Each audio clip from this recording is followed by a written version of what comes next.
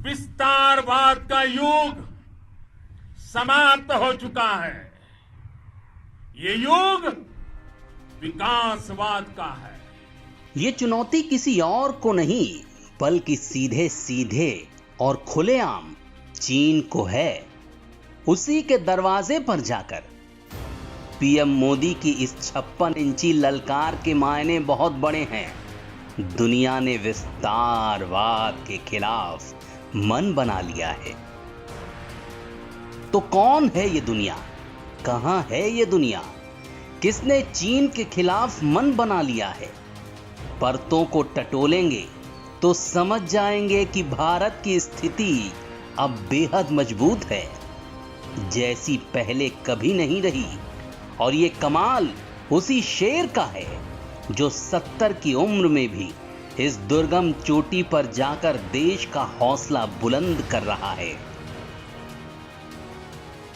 चीन की विस्तारवादी नीति के खिलाफ दुनिया ने कैसे जंग छेड़ी है, इसका नमूना आप भी देख लीजिए।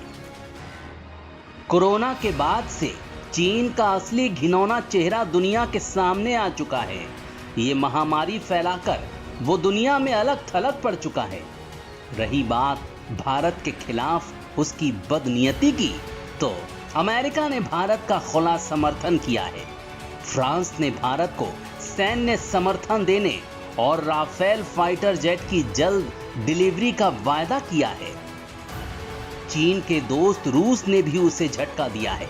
भारत के खिलाफ उसकी शिकायतों को दरकिनार कर S-400 एयर डिफेंस सिस्टम की समय से पहले डिलीवरी को तैयार हो गया है।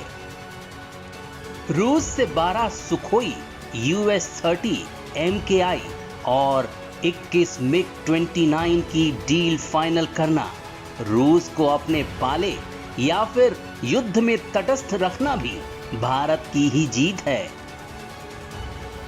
कराची हमले के लिए UN सिक्योरिटी काउंसिल में चीन द्वारा भारत को दोषी ठहराया जाना, इस प्रस्ताव को जर्मनी और अमेरिका द्वारा ब्लॉक करवाया जाना, United nation human rights commission में हांगकांग पर थोपे गए नए चीनी सुरक्षा कानून का उल्लेख कर पहली बार भारत द्वारा भी वन चाइना पॉलिसी को त्यागना, भारत द्वारा टिकटॉक व दूसरे चीनी ऐप्स पर बैन और इस कदम का अमेरिका द्वारा समर्थन, अमेरिका द्वारा चीनी कंपनी हुआवे को चाइनीज कम्युनिस्ट पार्टी के संग संबंधों के कारण प्रतिबंधित किया जाना, म्यांमार द्वारा चीन पर आतंकी संगठन पैदा करने और क्षेत्रीय शांति के लिए खतरा पैदा करने का खुला आरोप लगाना और वैश्विक कम्युनिटी से चीन के विरुद्ध सहायता मांगना भी चीन के लिए एक धक्का है।